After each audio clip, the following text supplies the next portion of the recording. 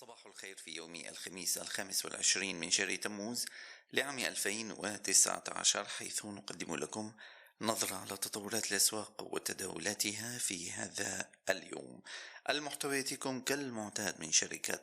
سيم تريدينج. نطلع معا على أكثر تقارير المفكرة الاقتصادية تأثيرا على الأسواق لهذا اليوم، حيث يصدر عند الساعة 11 صباحا بتوقيت المملكة العربية السعودية تقرير أو مؤشر مناخ الأعمال الألماني، المؤشر المشهور ب IFO عن شهر تموز. هذه القراءة والتي تعتبر من القراءات الهامة التي تكشف مناخ أو آراء السائدة أو اتجاهات الرأي السائدة في مجتمع الأعمال الألماني. أيضا عند الساعة 3:15 ظهرا بتوقيت المملكة العربية السعودية ننتظر حدث كبير جدا يبدأ بإصدار قرار عن تسهيل الإقراض الهامشي من البنك المركزي، وأيضا تقرير السياسة النقدية اللذان يصدران في نفس التوقيت. يترافق معهم القرار الأهم والحدث الأبرز، وهو قرار الفائدة الذي يصدر عن البنك المركزي في أوروبا عن شهر تموز. لا يوجد توقعات بتغيير مستويات ومعدلات أسعار الفائدة خلال الفترة المقبلة بالنسبة للبنك المركزي الأوروبي، وعلى هذا النحو هنالك ثبات في سعر أو مستويات الفائدة عند 0% نسبة مئوية في البنك المركزي الأوروبي. طبعا هذه التقارير الاقتصادية الثلاثة تعتبر أساسية في كشف مستقبل السياسة النقدية، وأيضا في تحديد مستويات أسعار الفائدة المستقبلية، خاصة أن هذه التقارير ترتبط مباشرة بنسب التضخم ورؤية البنك المركزي لعمليات الاقتصادية وإجمالي الاقتصاد في منطقة اليورو. عند الساعة 3:30 ظهرا ننتقل إلى الولايات المتحدة الأمريكية مع تقرير طلبات السلع المعمرة الأساسي. هذا التقرير يأتي بقراءة عن شهر حزيران. القراءة التي يقدمها التقرير تعطي فرصة لمعرفة كيف هو واقع بعض الصناعات الأساسية والتي تعتبر جزء وعمود أساسي من الاقتصاد الأمريكي. نعود لنفس التوقيت، ولكن هذه المرة في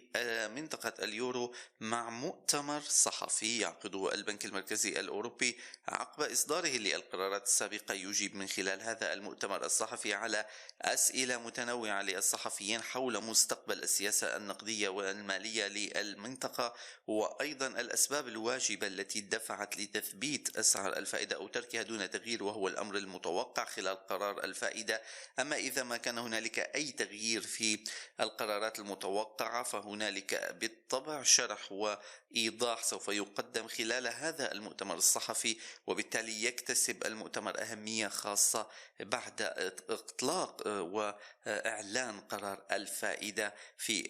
وقت سابق. إذن هذه التقارير الاقتصادية الرئيسية الستة سوف تؤثر على حركة اليورو مقابل الدولار الأمريكي، وفي طبيعة الحال على حركة الدولار الأمريكي أيضا وباقي العملات المرتبطة بهما خلال فترة تداول هذا اليوم.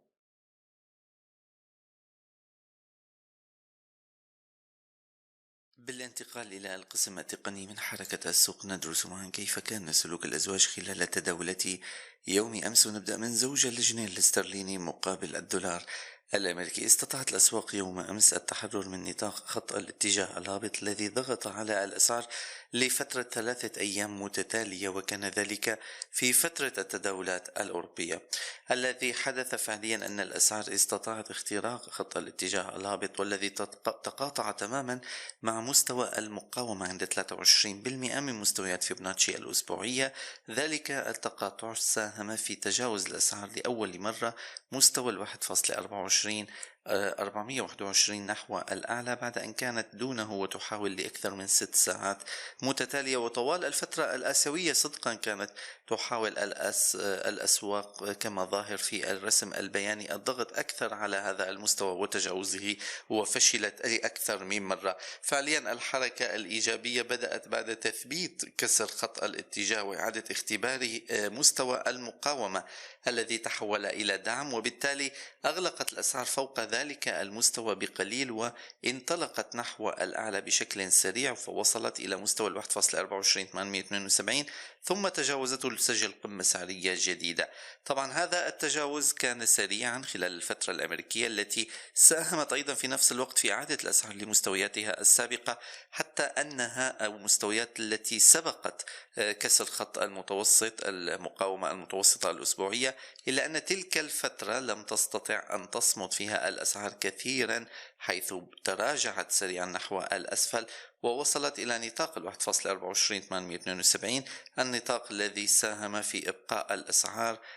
طبعا نسبيا حتى ساعة الإغلاق دون المستويات السابقة. طبعا إغلاق الأسعار الذي حدث حركة التعويض السعري التي حدثت، وإنجاز التعبير يمكن القول أن عمليات جني الأرباح من الارتفاعات التي شهدتها الأسواق سابقا كانت عاملا هاما في تشكيل الحركة التالية التي صححت جزء كبير من الحركة السابقة، والتي وصلت بالأسعار إلى مستويات القمة السعرية الأبرز لليومين أو الثلاثة أيام الماضية، والتي كانت عند مستوى 1.25218. عادت الأسعار فأغلقت تماما دون مستوى المقاومة المتوسطة الأسبوعية، وشكل ذلك فرصة لعمليات تداول جانبية خلال فترة التداول الآسيوية من صباح يوم الخميس، قبل أن تتراجع شيئا فشيئا الأسعار مع فشلها في تجاوز مستوى المقاومة المتوسط الأسبوعي.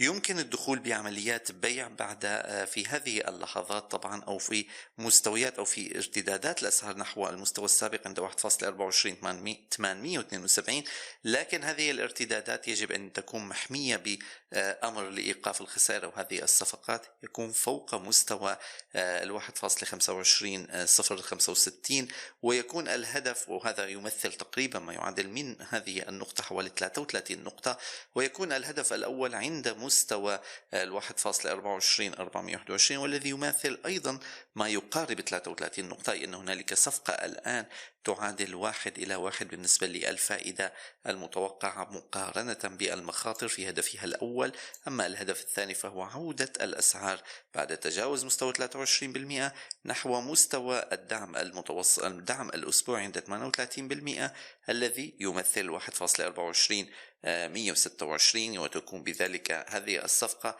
تعتبر من الصفقات التي تحقق ما يعادل 60%، أي أنها أصبحت ما بين نسبة 2:1 كعائد على مخاطرة متوقعة، وبالتالي يكون لدينا فرصة أكبر لعمليات الدخول في هذه الصفقة. لكن الشيء الملاحظ أن عودة الأسعار إلى هذا المستوى يعني أنها سوف تعود لخط اتجاه سلبي سابق، وهو ما كان يحدث سابقا كما شاهدنا في أكثر من مرة. كانت الأسعار ترتفع ثم تعود للتراجع وترتفع وتعود للتراجع، لكن الارتفاعات التي تحصل كانت دائما أقل من النسب السابقة، وبالتالي يكون خط الاتجاه العام بالنسبة لسعر صرف الجنيه الاسترليني مقابل الدولار الأمريكي في تراجع مستمر، كما نشاهد هذا الخط الذي يمثل حركة سلبية مستمرة دائما سيطرت على الأسواق خلال الفترة الماضية، وشكلت نطاقا للتداول دفع الأسعار لتكون سلبية طوال فترة الأشهر أو شهر الماضي والأيام حتى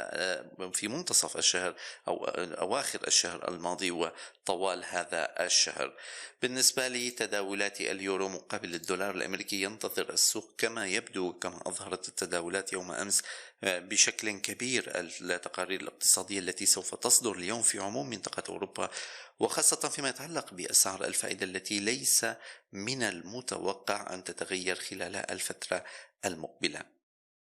طبعا الحركة يوم أمس كانت جانبية وانحصرت تماما في نطاق التداول ما بين 1.11306 و 1.11500. هذان المستويان مستوى الدعم ومستوى المقاومة ساهما بشكل كبير في إبقاء الأسعار في نطاق تداول ثابت وواحد، هذا النطاق وهذا التداول ساهم في تثبيت الأسعار في نطاقها دون أي تغيير. طبعا أسعار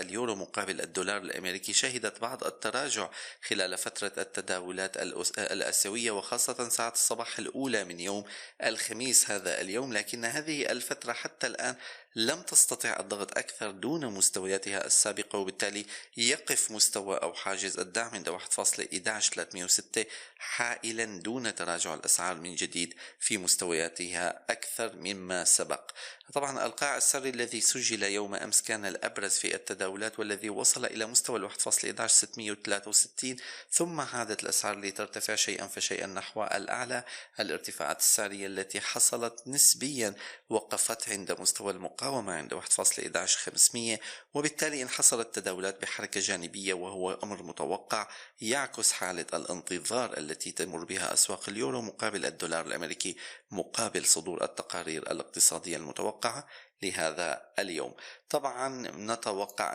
أن يستمر خط اتجاه بالضغط سلبيا على السوق، وخاصة أنه قد تشكل منذ 3 أيام متتالية وساهم في الضغط ودعم حركة الهبوط بالنسبة لليورو مقابل الدولار الأمريكي. دعم هذه الحركة سوف يسهل عمليات التراجع الجديدة بالنسبة لليورو مقابل الدولار الأمريكي.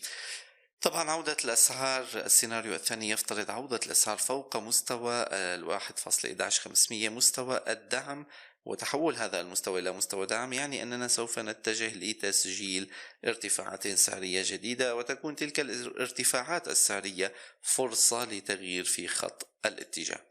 أما بالنسبة لتداولات الذهب مقابل الدولار الأمريكي فقد كانت تداولات يوم أمس جانبية نسبيا، حيث شهدت بعض الارتفاعات، وأيضا حاولت للمرة الثالثة أسعار الذهب تجاوز مستوى 1430 دولار للأونصة كما شاهدنا سابقا. تلك المستويات السعرية التي وصلت إليها الأسعار سابقا عادت الأسعار لتختبرها خلال فترة التداولات الأمريكية وفشلت في تجاوز المستوى. الافتتاح كان دون مستويات السابقة بكثير، حتى أن الأسعار بدأت بالتداول أو الافتتاح عند مستوى 1416 دولار للأونصة الواحدة، وسجلت ما يعادل 13 أو 14 دولار في الارتفاعات المتتالية خلال يوم أمس. ذروة تلك الارتفاعات أوصلت الأسعار إلى مستوى 1430 دون أن تحقق اختراقا للقمة السعرية أو القمتان السعريتان المتتاليتان اللتان أصبحتا الآن ثلاثية بعد فشل الأسعار أيضا في تجاوز تلك المستويات وارتدادها قبل ساعة الإغلاق بقليل، وخاصة خلال فترة التداولات الأمريكية بتراجعات واضحة أغلقت فيها الأسعار في عودتها الأخيرة دون مستوى المقاومة المتوسط الأسبوعي عند 1426، فيما يؤكد رغبة أو ميل في الأسواق للتراجع بشكل أكبر في التداولات، ويكون ذلك فرصة طبعا ومعلومة مستقبلية لمعرفة كيف سوف تكون الأسعار في الفترة المقبلة. هذه الأسعار إذا ما ثبتت وبقيت بشكل سلبي تتداول في نفس النطاق السعري السابق وخرجت حتى من مستوى 1413، فهي سوف تتجه لتسجيل 1405 دولار للأونصة خلال التداولات المستقبلية. إذن الأسعار بالنسبة للذهب كانت إيجابية مع بعض التراجع في نهاية تداولات يوم أمس. أما في ساعة الصباح الأولى كما شاهدنا فقد حاولت الأسعار الابتعاد عن خط المقاومة عند 1426، ثم عادت لترتفع شيئا فشيئا. الآن يتم اختبار نفس المستوى ولدينا خط الاتجاه الهابط. كسر مستوى المقاومة المتوسطة الأسبوعي عند 1426 دولار مقابل الأونصة الواحدة سوف يقود إلى مستويات جديدة، وسوف يحرر السوق من خط الاتجاه الهابط، وإن كنا لا نتوقع بشكل كبير حدوث هذا الكسر في وقت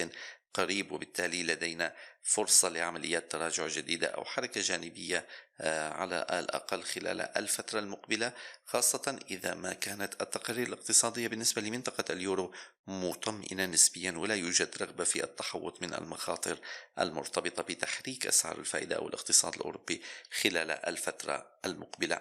إذا بالنسبة للذهب سوف يكون لدينا تسيطرة لخط الاتجاه الهابط دون تحديد إذا ما استطاعت الأسعار حتى الآن كسر ذلك المستوى أو المتابعة في عمليات البيع يجب أن تحدث الآن عند ملامسة مستوى 1426 مع بقاء خط أو أمر لإيقاف الخسائر فوق مستوى 1430 دولار للأونصة الواحدة، ويكون هدف عملية الهبوط طبعا ما يعادل 1413 دولار، وبالتالي يكون لدينا فرصة تقريبا لمغامرة ب4 دولار بالنسبة لأمر إيقاف الخسائر مقابل الحصول على ما يزيد عن 13 دولار، وهي صفقة ممتازة تعادل أكثر من 4-1 كنسبة مخاطرة على العائد المتوقع، أو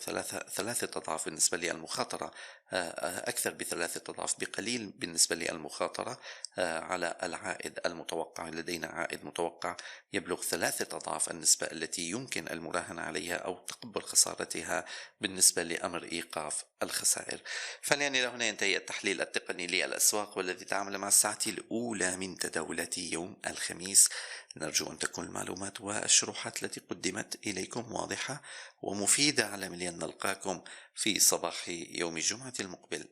بإذن الله.